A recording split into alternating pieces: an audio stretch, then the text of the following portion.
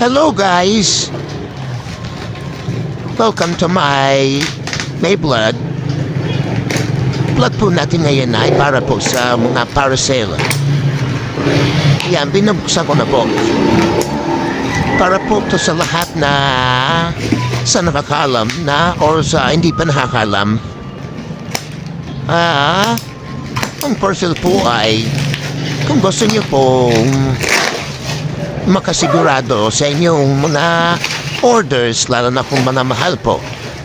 Kailangan po lang natin ng video para kung sakali man scam or defective or may sira, kailangan po natin yan videohan para may proof po tayo na hindi pa po siya nabubuksan, na kakabukas lang po natin na may proof po tayo na sira yun na i-deliver nila or mali po.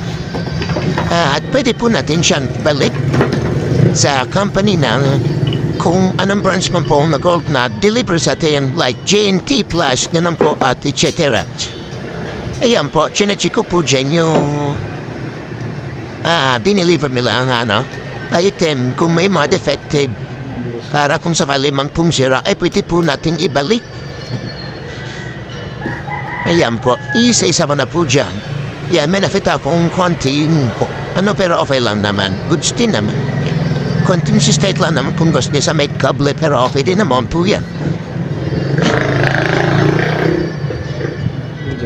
Then, wag po natin sisisihin ang delivery rider kasi wala po silang alam dyan. Hindi deliver lang po sila kasi nagtrabaho din po ako bilang isang delivery rider. And wala po kaming alam sa loob ng item. Ang trabaho lang po talaga nila is na-deliver. Wala po silang alam kung ano dinideliver nila. Then wag po natin silang sisisihin kung mali po yung na i-deliver. Kasi may mali po niyan ay yung seller. Then marami din po kasing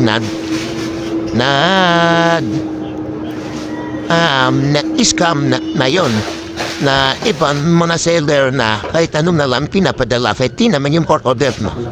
Kaya need lang po natin ng video para may proof tayo, then pwede po natin ibalik sa seller then para makabalik din po yung pera natin. Yan po, chinek ko na po dyan yung welding machine. Yan po ang pinaka-importante kasi machine po yan. Then na-check ko na po, goods naman po siya. Ayan, pinapaikot-ikot ko po dyan.